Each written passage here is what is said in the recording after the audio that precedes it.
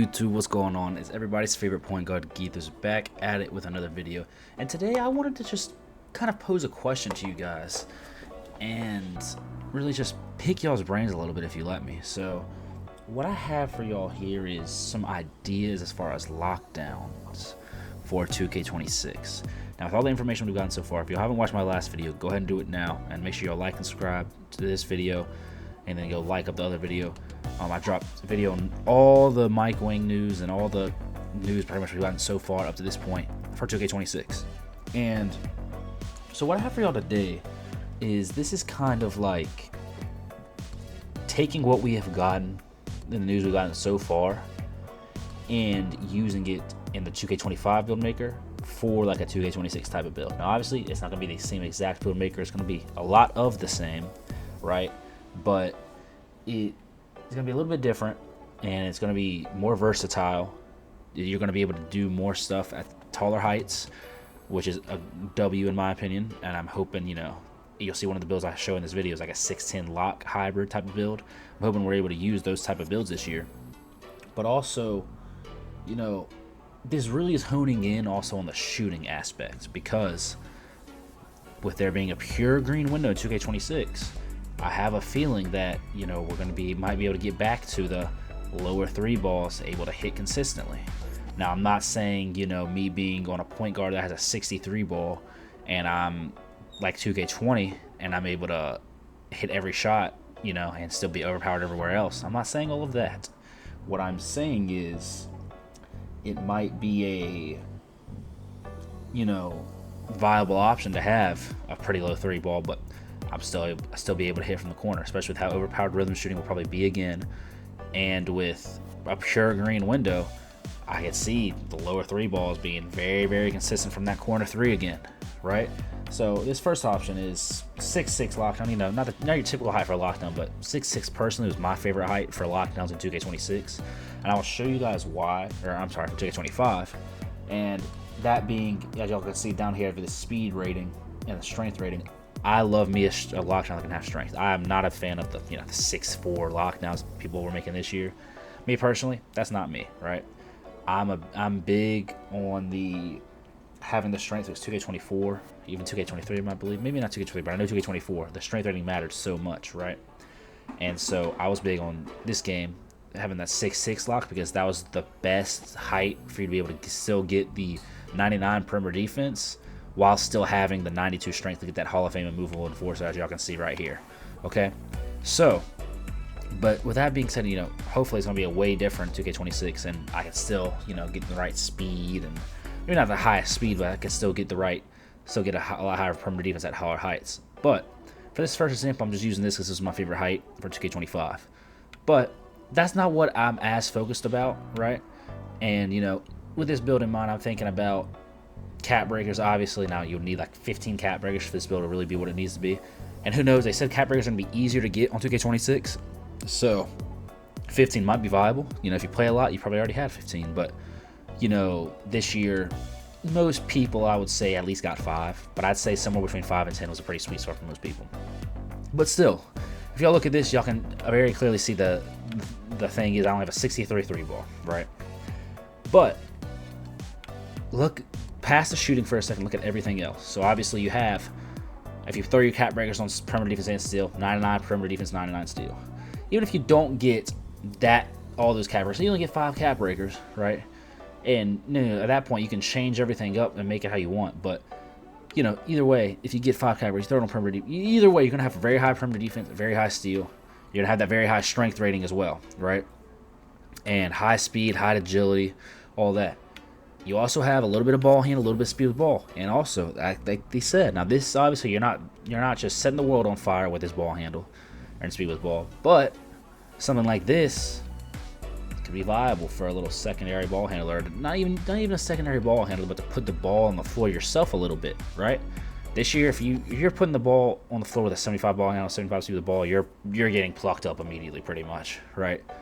But 2K26, they're making more dribble moves viable for that type of ball handle, and they're supposed to be making it to where taller builds are able to dribble a little bit more. So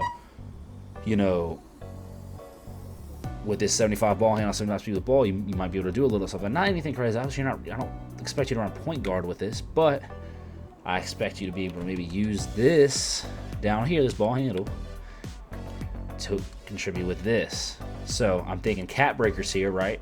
You get it up to the 93 driving dunk, that gets you the posterizer on gold. 93 driving dunk this year was my favorite sweet spot, just because now, and it was also honestly on 2K24 my favorite sweet spot too, because it was right in between. You know, you didn't have no 99 driving dunk or crazy high like 96 driving dunk, but still had plenty of dunks, you know, to get caught at dunks with people and get crazy dunks, right? Now this year, obviously the dunk meter was terrible. Dunking and layups in general this year was just awful, but from what we've heard so far, I think it's going to be the year of slashers again. Tall builds and then getting to the rim. And now I'm not going to say it's not going to be a good year to shoot, and you know, shooting's always going to be a good thing, but all this new stuff they're adding for slashing. They're bringing back the green windows on the dunks and layups.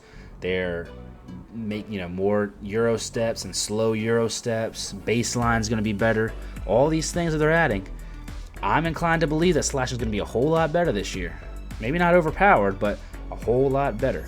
And so with that being said, imagine I'm playing lock in a 5 scenario, in a rec or prom scenario. Shoot, even in a park scenario, but I mainly focus on 5s, right? That's the most competitive game mode. It's the one that takes real skill, in my opinion. And on this build, I can guard the other team's best player, hands down. If their other team's best player is a small guard, I can guard them. If their other team's best player is a 6'7", 6'8", you know, point guard, 6'6", 6'7", 6'8" point guard, I can guard them, right? It's versatile in that. It has also, you can also switch on bigs a little bit. Don't have the rebounding, you know, and I like locks that are able to have rebounding and stuff like that, but I'm just trying to think for you to be involved in the offense as well. On this build, I am an extreme lob threat and backdoor threat, getting out on fast breaks, cutting backdoor, not only with the high driving dunk, with the standing dunk as well. Standing dunk, I love. The past couple years I've loved it, but it's very, very good off the backdoor, because a lot of times if they hit you late on the backdoor, they don't throw in a lob or something, you're catching it right under the rim. If you only have that driving dunk, you don't have no standing dunk, you have nowhere to go. Especially if you're on a lockdown that has no pass sack. Like this build right here has 50 pass sack. That's a little bit, but you know, and I like builds, all builds that have pass sack. But I'm just showing you for the sake of the example. And you know, that standing dunk can get you out of a whole lot of spots. And then another thing this year, they're making the standing dunk meter a whole lot better and a whole lot more slower on the dunk meter, so you can actually green it, and the green one is supposed to be way bigger. So if I'm playing the corner and I have a shooting guard or a small forward guard, I mean, I beat them backdoor, and they're getting there late, I'm dunking that with the dunk meter every time, it seems like, on 2K26. So not only that, but you see the 63 3 ball.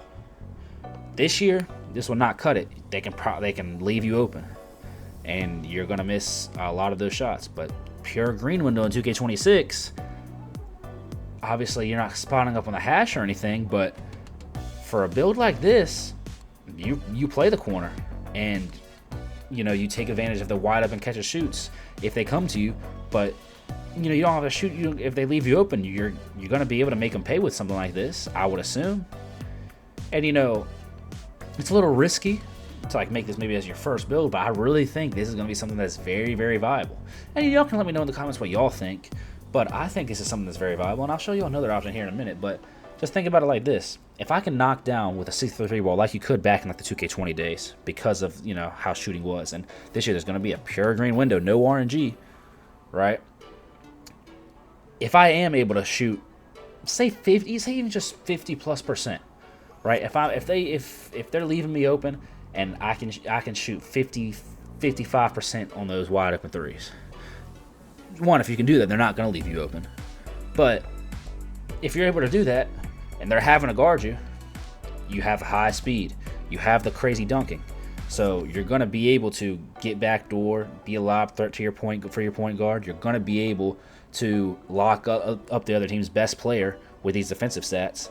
And you know, that's just something that really think about, because this could be something that could really be fun. And also with the ball handle, the 75 and the 75 ball handle might be a viable option next year for you to actually be able to put the ball on the floor a little bit more. Nothing crazy, but a lot more than you're able to with a 75 ball handle as a 6'6" small forward on 2K25. So this can be something that people can really have a lot of fun with. Now, I want to show you one other idea I have about lockdowns, because And this one goes a little bit into the shooting aspect, but more so into the height aspect of it.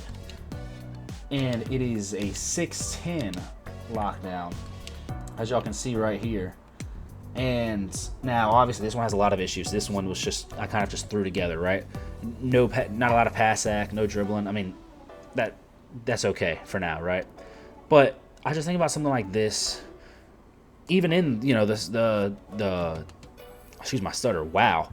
Even in the 5 scenario, you have high defense, high interior defense, high block, high O-board. This can almost kind of be like a back end per se, but this is very versatile, right? Like, say if you have one of these on your team, right, and you have a true back end and a true center on your team already, and then you have this running the small forward, you got 3 dudes on your team that are 6'9", 6'10 plus, right? And a build like this, obviously I'm talking about with a 60-something 3-way to shoot. So this has a 76. You can somewhat maybe get by with this on 2K25. You'll definitely be able to get by with this shooting on 2K26. And then it's the same thing that I'm showing y'all with the finishing. Now this one's a little bit, pretty much the same driving dunk and standing dunk. A little bit more layup and close shot and post control, just because I figured you're 6'10", especially if you end up running like the small forward on the 6'10", you can really take advantage of some mismatches, especially if everybody on your team can shoot. And with a pure green window, as long as everybody has a little bit of a 3-ball, I don't see why everybody on your team is not going to be able to shoot. I really do have a feeling it's going to be like a 2K20 type of thing to where everybody's going to be able to shoot, no matter what the 3-ball is. Now, I don't think it's going to be as crazy as that, because, you know, 2K20, I could have a 53-ball, 49 3-ball, and I could be straight knockdown, right? Not going to be that, like, you know, quite as straight knockdown. I'm not going to be going for 7 for 7, 8 for 8 from 3 probably. But I don't know, maybe you will, because it's a pure green window, so it's relying purely on skill. And if I'm shooting wide open shots in the corner, then, you know, maybe you can. But, you know, a build like this, I'm thinking this could be like a little secondary lock type of thing, and also like a hybrid, something like this. A build like this, maybe sometime you want to play the small ball center, or take this build to park. If you like playing park and rec and pro, take it to park, play the center and park or something, you know. And I'm not saying this is going to be a meta or anything like that, but I'm thinking like a build that you can be versatile with and play in multiple game modes, have fun with, and play multiple different positions. This build, you can play the 3 through 5 if you really wanted to. I'm not saying it's going to be the absolute best option for your team and you're going to win every single game with it, but, you know, this build, you have the high rebound. Obviously, you know, you're not going to have out rebounding the 7-foot centers that all have the 99 O board, 99 D board. I get that, but, you know, 6'10", small forward, you have a hot, decent steal, decent perimeter defense. You can guard the perimeter, and, you know, your speed and your stuff isn't as high as what you would like for a lock, but like I'm saying, you got to remember, think about it, and don't think about it in 2K25 sense. Think about it in a 2K26 sense, to where there's going to be more versatility in what you can do with your height. And, you know, we're getting more My Player Builder news this week, but at 6'10", you know, I might be able to have a little bit more speed, or maybe not as much speed, but I might be able to have a lot higher perimeter defense than what you're seeing here, right? And I also could have gotten a little bit more perimeter defense, but like I said, I like having strength in all my builds, especially lockdown builds. I like being able to bump people and things like that. But, you know, a build like this, if I'm playing the small forward in the rec and pro-am, I am going to be a huge mismatch on somebody, whoever's guarding me. They're not going to put a lock on me because, you know, you're going to have a lock on the ball handler, right? And, you know, this isn't going to be like your secondary ball handler either. So, you know, if they have, you know, 2 locks on the team per se, they're both going to be on the 1 and 2, for instance. So if I'm running the 3, I might have the other team's point guard guarding me in the corner. But if that's the case, and if people are going to keep making their builds like they are in 25 and 24, and the meta is still going to be, you know, a small guard running around a screen being the team's entire offense, right? And I'm frankly tired of seeing that. But, you know, and that might still be the best way to win. But if you're, you know, playing against somebody and they have a 6'2", 6'3" guard running around, he's all offense, he's their entire offense, he's shooting threes around screens, chucking shots up, being their entire offense. So what happens if you have 2 decent guards on your team playing with you? The locks have to guard them. I'm on a 6'10" now, and I also have another 6'9", 6'10" on my team who has decent finishing as well, kind of like the same thing that I'm on, maybe a little bit different, maybe like more of a true back end, and then the center. if that point guard is guarding me or that other 6'9", what's going to happen? If we're on a team that can all shoot and all do, all play, all shoot and play to our strengths and be able to shoot somewhat consistently, you're destroying this point guard on the build like this. And you have that little bit of close shot and post control, but you don't have to have that. You can take that down, put some more defense, put some more shooting if you really wanted to, more playmaking, more pass sec. Obviously, I'd like to have more pass sec on a build like this. But it's just an idea for 2K26. So let me know what y'all think about these type of ideas and videos. Obviously we haven't even gotten our hands on the My Player Builder yet, or haven't even gotten the news yet. So these are just like rough sketches, rough ideas, but it can be something that's very viable, and then it can give you more options to beat those, quote unquote comp sweaty lineups that have the very typical like 2K League type of lineup that they all play the same way, they all have the same builds. Because at the end of the day, if you're just playing rec or even just regular Pro-Am, people are going to play that, but not all. They'll have the comp lineups, but they're not all that good of players, right? So you can take advantage of the people who do play like that, and by playing differently and getting everybody involved in the offense and everybody being able to do something. And that's what I aim for this 2K, and how I like to play, how me and my team like to play. And you can still be very good. Me and my team this year, we didn't even like 2K25. We had an 80+ win percent in 2K20 in rec. In Pro-Am, we didn't play much Pro-Am because we never really had a true 5. A lot of times we have to pick up randoms, but you can play this style of basketball on 2K and still win. Now 2K25, it's a lot harder to do that, but it's 2K26, pure grain Windows, a lot of the slashing upgrades, you might be able to do something like this. So y'all let me know what y'all think down below. Like I said, think of it in the 2K26 sense, not 2K25, because I know obviously both of these builds would be pretty buns in 2K25, but in 2K26, that especially that first lockdown build that I showed y'all could be not meta, but it could be something that is very, very viable and fun to play on.